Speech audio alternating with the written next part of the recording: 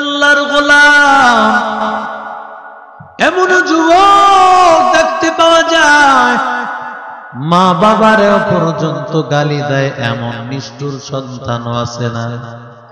আরো জোরে বলে, সাদের মতো এমন সন্তান কি নাই যেই সন্তান মা বাবার সাথে এমন আচরণ করতে পারে? এর আল্লাহর বান্দা যুবক, বেয়াদবি যদি করো তাহলে উলামায়ে কেরাম লিখে নাও, ছাত্র ভাই ও যুবক ভাই, যদি কোন ছাত্র যদি কোন যুবক বেয়াদবি করে তার 4টা বড় ধরনের ক্ষতি হয়ে যাবে। হয়তো 4টার 4টাই হবে, অথবা 4টার যে কোনো একটা অবশ্যই তার হবে। 1 নম্বর, বান্দা যদি তুমি বেয়াদবি করো তাহলে তুমি যা করবা সব কিছু ভুলে যাইবা, সব কিছু তুমি ভুলে যাইবা। লেখাপড়া করেছে, 5-এ বৃত্তিও পেয়েছে সন্তান, মাদ্রাসায় পড়েছে সন্তান, কোরআনের হাফেজ হয়েছে, কিন্তু একটা পর্যায়ে দেখা যায় এই সন্তানটা যখন বেয়াদবি করেছে ফলাফল দেখা যায় কিছুদিন পরে যখন বান্দা স্কুল কলেজ ছেড়ে ভার্সিটিতে গিয়েছে, এখন আর কিছু মনে থাকে না, পেছনের সব কিছু ভুলিয়া যায়। ছাত্র কোরআনের হাফেজ, কিন্তু বেয়াদবির কারণে কিছু মনে নাই। এজন্যই তো দেখা যায় রাস্তাঘাটে কত পাগল ইংরেজিতে কথা বলে, আছে না নাই? আরো আসতে বলে। মাঝে মধ্যে দেখা যায় কোরআন শরীফ তেলাওয়াত করে। কেন বান্দা কেন? একমাত্র কারণ হলো সে হয়তো মা বাবার সাথে বেয়াদবি, না হয় ওস্তাদের সাথে, না হয় মুরব্বীদের সাথে বেয়াদবি করেছে। বয়স বেশি, রাগ, ছোট্ট ছিল, শরীরে শক্তি ছিল কম, বয়স হয়ে গেছে এখন শরীরে শক্তি হয়েছে, দেখতে সুঠাম দেহের, সাতটার গণার টাইম নাই তার, তা গণ না কেন? বড় ভাই গণার টাইম নাই তার। এরি আল্লাহর বান্দা, এর যুবক, মাল্লাম ইয়ারহাম সগীরানা ওয়ালাম ইয়াকির কাবীরানা ফালাইসা মিন্না। পয়গম্বর বলেন, কেউ যদি ছোটকে দয়া না করে, বড়র প্রতি সম্মান না জানায়, রাহমাতুল লিল আলামিন বলেন ওই লোকটা কোনদিন আমার উম্মতের অন্তর্ভুক্ত হবে না। ছোটকে দয়া করা লাগবে, স্নেহ করা লাগবে, বড়কে দেখলে ভালোবাসো, সালাম দাও, দেখলেই সালাম দাও, তারিফ আউলাম তারিফ। পয়গম্বর বলেন সালাম দাও, কারণ যদি বাবা তুমি বড়দেরকে সম্মান করো, দারুল উলুম মারকাজুল কোরআন মাদ্রাসায় তুমি পড়ো, চলাফেরার পথে যদি মানুষকে সালাম দাও, মানুষেরা বলবে ছেলেটা কোন মাদ্রাসায় পড়ে, কথা বলেন না কেন? হাই মাদ্রাসার ছেলেদের আখলাক ভালো, ওরা বড়দেরকে সম্মান করে সালাম দেয়। মা বাবা বলবে আমার সন্তান, সন্তানকে মাদ্রাসায় দিয়েছি, এই সন্তান আদবওয়ালা সন্তান, আমার এই সন্তানটা আদবওয়ালা হয়েছে। এরে আল্লাহর বান্দা, যদি তুমি রাগ দেখাইয়া অসম্মানী করো, কাউকে বেয়াদবি করো, 1 নম্বর বিপদ। পড়ালেখা করবা ঠিক বাবা, তোমার পড়ালেখা মনে থাকবে না, সব পড়ালেখা ভুলে যাবি। দুই নাম্বার, তোমার রিজিকের অভাব, রিজিকের মধ্যে অভাব।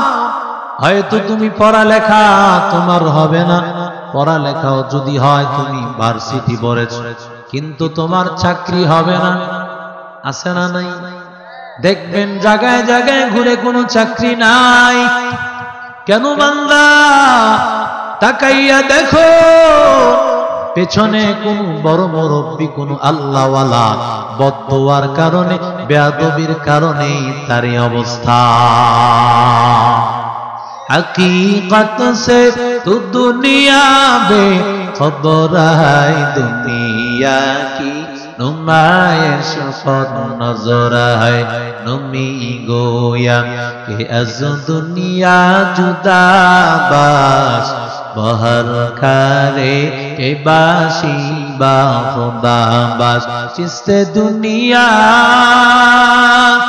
از خدا غافل بودا، نہیں قماشق نقرہ پر زندزا۔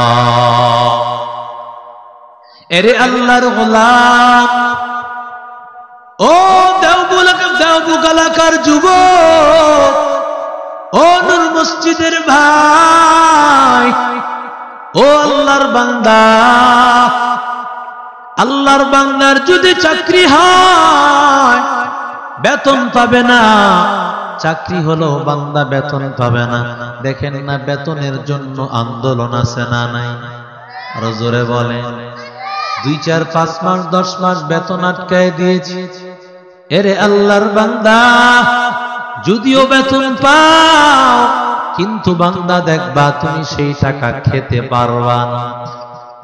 ডাক্তার নিষেধ করে দিয়েছে, মিষ্টি খাওয়া যাবে না, ডিম খাওয়া যাবে না, সাদা অংশ শুধু খাইবা, কুসুমের অংশটা খাওয়া যাবে না, বোয়াল মাছ খাওয়া যাবে না, ইলিশ মাছ খাওয়া যাবে না, গরুর গোশত খাওয়া যাবে না। এইভাবে তাকায় দেখতেছি শুধুমাত্র সাগু দানা ছাড়া আর কোনো খাবার না। মুসলমানি বুয়াদ গর্দন নেহাদা, ইনানে খুদ বদসতে খাজাদাদন, গর্ব সুরত আদমি ইনসাব দে, আহমদো বো জাহলো হামে কিসাব দে। আদমিরা आदमियत लाज़िमात, उदरागर गुनबाशत है ज़मान। লক্ষ কোটি কোটি টাকার মালিক, কিন্তু খাবার খেতে পারে না। আছে না? আরো জোরে বলে। ডাক্তার সব খাবার বন্ধ করে দিয়েছে, কিছুই খাওয়া যাবে না, তো কি খেয়ে বাঁচবো? আল্লাহ বলে তোর রিজিক আমি আল্লাহ উঠায় নিছি। কথা বলেন ঠিক না? রিজিক আল্লাহ উঠায় নিবেন রে ভাই। 3 নম্বর, বেয়াদবি যদি করো যুবক, ও স্কুল কলেজ মাদ্রাসা পড়ুয়া ভাই, তাহলে আল্লাহ তোমার হায়াত কমায়া দিবেন। কি কমে যাবে? হায়াত তোমার কমে যাবে। এর নবীর আশিক উম্মতের দল, হায়াত কমানোটা সবাই তো ভয় পায়, ঠিক না? এক মাদ্রাসায় মসজিদের বয়ানে এক হুজুর গেছেন বয়ান করার জন্য।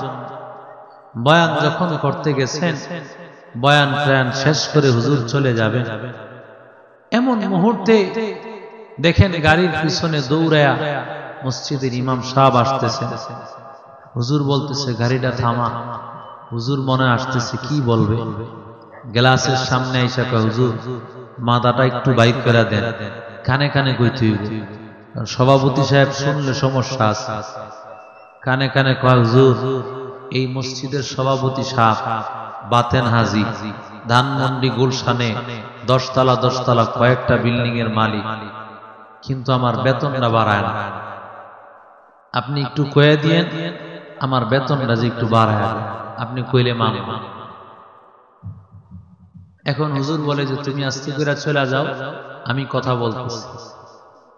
বাতেন হাজী সাহেব, সভাপতি সাহেব আসছেন। আসার পর বলতেছে, সভাপতি সাহেব, যেই ইমাম সাহেব পাইছেন এটা ভাগ্য গুণে, এমন ইমাম পাওয়া যায় না, খুব ভালো, মাশাআল্লাহ, কোরআন তেলাওয়াত অনেক সুন্দর, আর দেখাশোনাও খুব সুন্দর। এই ইমাম সাহেব আপনাদের এলাকার জন্য রহমত বরকত। ইমাম সাহেবের দিকে একটু আপনি লক্ষ্য রাখেন, মানুষের উপর চাপাচাপি না কইরা একটু বেতন আপনার নিজের থেকে বাড়ায় দেন। হুজুর দেই তো, ভালো বেতনে দিই। কত দেন? 4000 টাকা। কথা কয় কত হাজার? আরো জোরে কন। 4000 টাকা হইল নি? আরে না হুজুর, আপনি তো রাত্রে আসেন, রাত্রে চলে যান বয়ান কইরা, আপনি টের পান না। হুজুরে এমনে সেমনে আরো বহুত ভাবে পায়া মোটামুটি 15-16 হাজার টাকা। হুজুর কয় কও কি? 15-16 হাজার আবার এমনে সেমনে, এটা কি কও? হুজুর এটা বিশাল এলাকার মসজিদ, আমগোই গোরস্থান, বিশাল এক গোরস্থান, এই গোরস্থানের মসজিদ, এই মসজিদের ইমাম সাহেব আমগো ইমাম সাহেব। আমাদের সিস্টেম হইল, কেউ যদি মারা যায় তাহলে ওই মৃত ব্যক্তির জন্য প্রত্যেক ঘর থেকে চাল উঠানো হয়। চাল উঠায়া মোটামুটি ভাবে, যেহেতু মহল্লা অনেক বড়, পুরা মহল্লা থেকে চাল উঠাইলে মোটামুটি 2 মণ হয়ে যায়। এই 2 মণ চাল যিনি ইমাম সাহেব, আর আমাদের ইমাম সাহেব যেহেতু ইমাম সাহেব, উনি এই নামাজটা পড়ান, এই 2 মণ ধান হুজুরি পান। 2 মণ ধান করে যদি হয়, মোটামুটি এলাকা বড় তো 4-5 জনের কম মরে না এলাকা। তো 2 মণ করে ধান হইলে কয় মণ হয়? 10 মণ ধান। তো মোটামুটি এমনি সেমনে হুজুরে 5 মণ এই মাসে ভালোই আছে। পরে কয় হের মতো, হ্যাঁ যদি এরকম বেশি বেড়ের করে হেরা বাইর করে দিবে। কত ইমাম সাহেব আমার লগে যোগাযোগ করতেছে এই মসজিদে ঢোকার জন্য, হেরে বাদ দিয়া দিব নাইলে। হুজুরে কয় বল্লার বাসায় দি লারা দিছে। কয় সভাপতি সাহেব লাগতো না, হেরে বাদ দন লাগতো না, তবে আমার মনে হয় না আগামী বছরে আপনি রেফাম। হুজুর কোন কি এটা? আগামী বছর আমার পাইবেন না মানে? যেমনে মরা শুরু হইছে, এই সিরিয়ালে আপনার আগামী বছর পাই কিনা সন্দেহ আছে। কারণ এই ইমাম সাহেবের রিজিক আপনি রাইখা দিছেন মানুষ মরার সাথে, মরলে রিজিক বাড়ে। মাসের যদি 28 দিন হয় আর আছে 2 দিন, মানুষ একটাও মরে নাই। এই ইমাম সাহেব দোয়া করবো, আল্লাহ গত মাসেও মোটামুটি 5 জন মরছিল, আমি মোটামুটি 10 মণ ধান পাইছি, এই মাসে 1 জনও মরে নাই। আল্লাহ এই 2 দিনে 4-5টা মরার বাও করে দিও আল্লাহ। এই জন্য তাড়াতাড়ি আপনি মরার সাথে সম্পর্ক না রেখে ইমাম সাহেবের বেতন আপনি তাড়াতাড়ি বাড়ায় দেন। এই মরার কথা শুনলে ভয় পায়, কথা কোন ঠিক না? মরার কথা শুনলে ভয় পায়।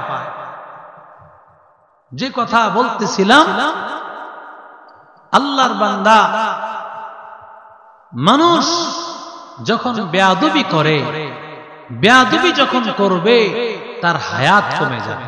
কি কমে যাবে? আরো জোরে বলেন, হায়াত কমে যাবে। এরে নবীর আশিক উম্মতের দল, রাস্তায় চলতেছে মুরব্বী, বৃদ্ধ, মাঝে মধ্যে মসজিদে আযান দেয়। আল্লাহর বান্দা রাস্তা দিয়ে চলার পথ, হঠাৎ করে এক আল্লাহর বান্দা বাইক চালায়। যখন দামি বাইক নিয়ে উঠে যুবক, মনের মধ্যে পাওয়ার অন্যরকম আনন্দ, অন্যরকম। চলার পথে হঠাৎ করে মুরব্বিকে একটা হুন্ডারের ধাক্কা দিয়া ফেলে দিয়েছে। মুরব্বি গিয়া পড়ছে খালে। খালের মধ্যে পড়ার পর মুরব্বি বলে, আল্লাহ, আয় আল্লাহ, সময় বুঝি বাকি নাই, আয় আল্লাহ, আমার হায়াত বুঝি বাকি নাই, আল্লাহ মরণ বুঝি চলে আসছে। আয় আল্লাহ, মালাকুল মাউত বুঝি আমারে ভুলে গেছে। কেন মরণ হয় না? কারণ দুনিয়াতে বাঁচিয়া থাকিয়া কি লাভ? আল্লাহ ডাক দিয়া কেউ আল্লাহর বান্দা, না না, আল্লাহ তাআলা তোমাকে আরো হায়াত দিবেন, আল্লাহ তোমার আরো হায়াত দিবেন, আরো 10 বছর পর্যন্ত তুমি হায়াত পাইবা। 10 বছর তুমি নূর মসজিদের মুয়াজ্জিনের দায়িত্ব পালন করবা।